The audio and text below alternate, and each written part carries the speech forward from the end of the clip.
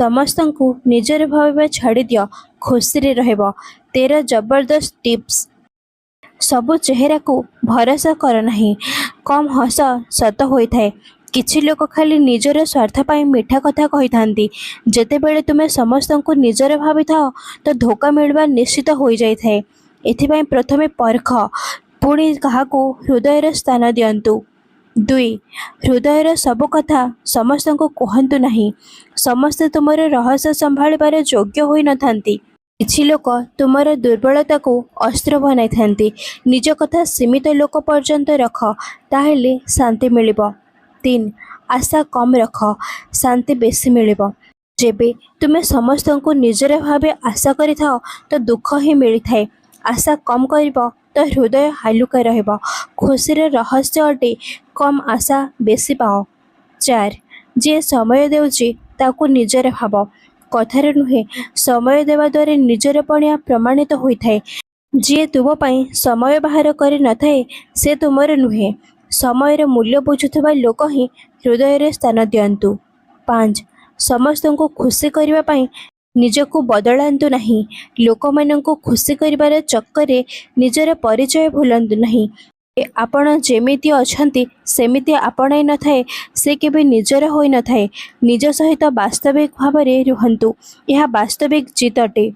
6. ଦୂରତା ବନାଇବା ମଧ୍ୟ ଜରୁରୀ ଅଟେ। ସମସ୍ତଙ୍କ ସହିତ ବେଶୀ ମିଳାମିଶା କରିବା କ୍ଷତି ପହଞ୍ଚାଇଥାଏ। ଅଳ୍ପ ଦୂରତା ରଖିବା ଦ୍ୱାରା ସମ୍ମାନ ଏବଂ ଶାନ୍ତି ଉଭୟ ମିଳିଥାଏ। ସମସ୍ତ ସମ୍ପର୍କର ଗୋଟିଏ ସୀମା ହେବା ଉଚିତ। 7.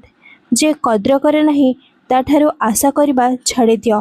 ଯେଉଁଠାରେ ତୁମର କିଛି ମୂଲ୍ୟ ନାହିଁ ସେଠାରେ ହୃଦୟ ଲଗାଇବା ବେକାର ଅଟେ। ନିଜର ପଣିଆ ସେହିଠାରେ ଦେଖାଅ ଯେଉଁଠାରେ ତାର ମୂଲ୍ୟ ବୁଝାଯାଏ, ନହେଲେ ଖାଲି ଦୁଃଖ ହିଁ ହାତରେ ଲାଗିଥାଏ। 8. ସମସ୍ତଙ୍କୁ ଖୁସି କରିବା ଛାଡ଼ିଦିଅ। ସମସ୍ତଙ୍କୁ ଖୁସିରେ ରଖିବା ଅସମ୍ଭବ ଅଟେ। ଯେତିକି ତୁମେ ଚେଷ୍ଟା କରିବ ସେତିକି ନିଜେ ଦୁଃଖୀ ରହିବ। ନିଜର ଖୁସିକୁ ସବୁଠାରୁ ଉପରେ ରଖିବା ଶିଖ। 9. ନିଜର ଏକାପଣକୁ ସାଙ୍ଗ ବନାଅ। ସବୁ ସମୟରେ କାହାର ସାଥିରେ ଥିବା ଜରୁରୀ ନୁହେଁ।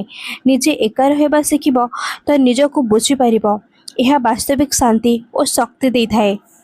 10. ଖରାପ ଲୋକଙ୍କୁ ଶୀଘ୍ର ଜାଣ। ଯିଏ ବାରମ୍ବାର ହୃଦୟ ଭାଙ୍ଗିଥାଏ ସେ ନିଜର ହୋଇନଥାଏ।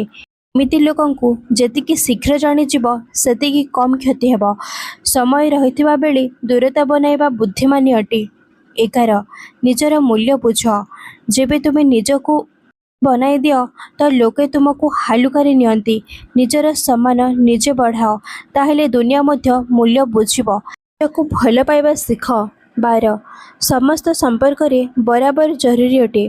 ଯେଉଁଠାରେ ଖାଲି ତୁମେ ହିଁ ଦେଉଛ ଏବଂ ସାମ୍ନା ଲୋକ କିଛି ନୁହେଁ ତାହା ସମ୍ପର୍କ ହୋଇନଥାଏ। ବାସ୍ତବିକ ନିଜତ୍ୱ ଉଭୟ ତରଫରୁ ହୋଇଥାଏ। ଏକତରଫା ଲଗାବ ଖାଲି ଦୁଃଖ ଦେଇଥାଏ। 13. ନିଜକୁ ସବୁଠାରୁ ପ୍ରଥମେ ରଖ। ସମସ୍ତଙ୍କୁ ନିଜର ଭାବିବା ପୂର୍ବରୁ ନିଜକୁ ଆପଣାନ୍ତୁ। ଯେବେ ତୁମେ ନିଜର ସହିତ ଯୋଡ଼ି ହୋଇ ରହିବ ତ ବାହାରର ଆବଶ୍ୟକତା କମ୍ ହୋଇଯିବ। ଏହା ବାସ୍ତବିକ ଖୁସି ଓ ସ୍ୱାଧୀନତା ଅଟେ। ସାଙ୍ଗମାନେ, ଯଦି ଆପଣମାନଙ୍କୁ ଏହି ଭିଡ଼ିଓଟି ଭଲ ଲାଗିଲା ତ ନିଶ୍ଚୟ ଲାଇକ୍ କରନ୍ତୁ ଏବଂ ଆଗକୁ ଏହିଭଳି ଭିଡ଼ିଓ ଦେଖିବା ପାଇଁ ଏହି ଚ୍ୟାନେଲକୁ ସବସ୍କ୍ରାଇବ୍ କରିଦିଅନ୍ତୁ। ଧନ୍ୟବାଦ।